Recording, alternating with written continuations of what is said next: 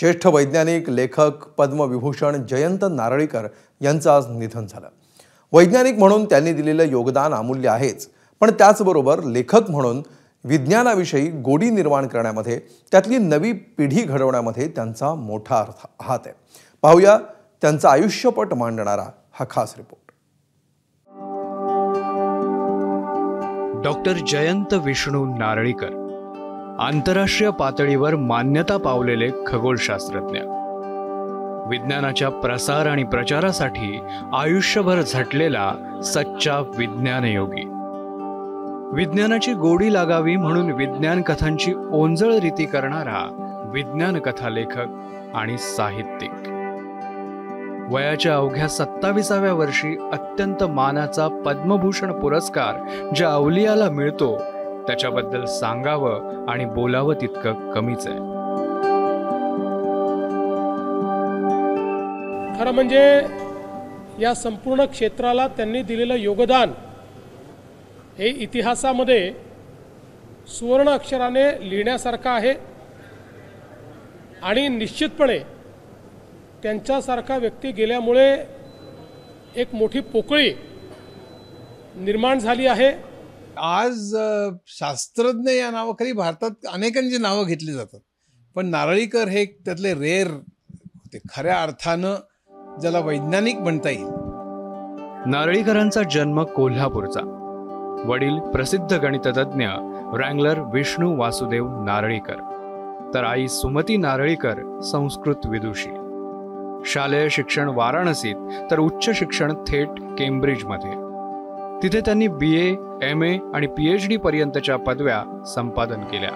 Wrangler ही पदवी मिळवली. खगोलशास्त्रातलं मानाचं टायसन मेडल, स्मिथ पुरस्कारही त्यांनी पटकावला. त्यांच्या सगळ्या कामगिरीसाठी भारत सरकारनं नारळीकरांना त्यांच्या वयाच्या अवघ्या 27व्या वर्षी पद्मभूषण पुरस्कारानं सन्मानित केलं. त्याला बॅकग्राऊंडचं ग्रेट होते, अतिशय हुशार स्कॉलर. वडील रँगलर होते, आई संस्कृतची शिक्षिका होती. कोल्हापूरला सगळं आहे, आणि त्या अर्थात त्यांनी नंतर मग केम्ब्रिजमध्ये शिक्षण घेतलं.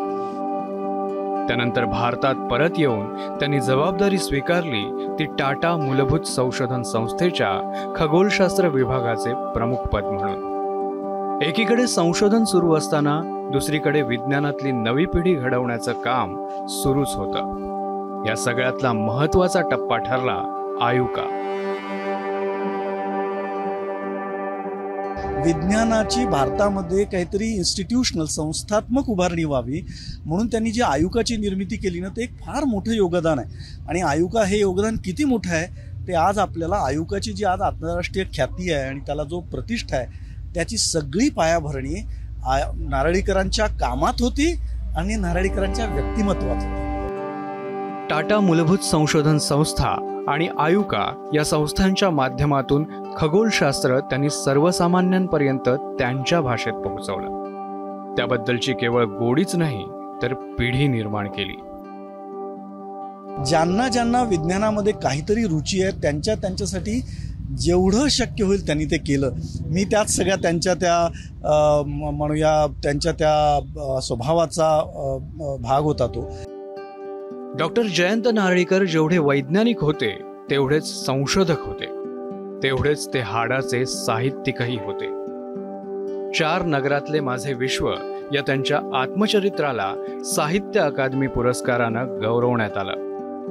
अंतराळातील भस्मासूर, अंतराळ आणि विज्ञान, आकाशाशी जडले नाते, व्हायरस अशी कितीतरी विज्ञान कथांची पुस्तकं त्यांनी लिहिली. ही पुस्तकं म्हणजे केवळ मनोरंजन नाही तर नव्या पिढीच्या मनात विज्ञान रुजवणारी बीज होती. या सगळ्या योगदानामुळेच 94व्या अखिल भारतीय मराठी साहित्य संमेलनाचे अध्यक्ष म्हणून त्यांची निवड करण्यात आली. विज्ञान शिकलेला, विज्ञान जगलेला आणि विज्ञान रुजवण्यासाठी आयुष्यभर राबलेला हा वैज्ञानिक आज जगाच्या विज्ञान शाळेतून कायमचा निघून गेलाय. पण त्यांनी रुजवलेलं ज्ञानाचं बीज, त्यांनी प्रज्वलित केलेला ज्ञानदीप कित्येक पिढ्यांना दिशा दाखवत राहील यात शंकाच नाही. या महान संशोधकाला एबीपी माझाची भावपूर्ण श्रद्धांजली.